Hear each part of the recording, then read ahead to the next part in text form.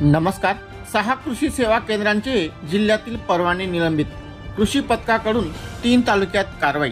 2 दुकानांचे परवाने कायमस्वरूपी रद्द। नंदुरबार जिल्ह्यात खते, बियाणे व इतर निविष्ठा विक्री करताना अनियमितता आढळून आल्याने 6 कृषी सेवा केंद्रांचे परवाने निलंबित तर 2 कृषी सेवा केंद्रांचे परवाने कायमचे रद्द करण्यात आले आहेत। कृषी विभागाकडे प्राप्त झालेल्या तक्रारीनंतर मंगळवारी कृषी विभागाच्या पथकाने जिल्ह्यात 4 ठिकाणी कारवाई करत हे परवाने रद्द केले।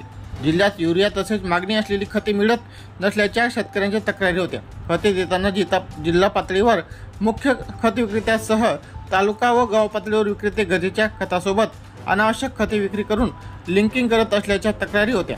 त्यानुसार मंगळवारी मंदाने तालुका शहादा शहर, नंदुरबार शहर आणि तळोदा या ठिकाणी कृषी विभागाच्या पथकाने छापे टाकून कृषी सेवा केंद्रातील कागदपत्रे तसेच खतांच्या उपलब्धतेची चौकशी केली। चौकशीअंती मंदाने, नंदुरबार, शहादा या ठिकाणी प्रत्येकी 2 केंद्रांवर अनियमितता आढळून आल्याने त्यांचे परवाने निलंबित करण्यात आले। नंदुरबार आणि तळोदा येथील 2 केंद्रांचे परवाने कायमस्वरूपी रद्द करण्याची प्रक्रिया करण्यात आली।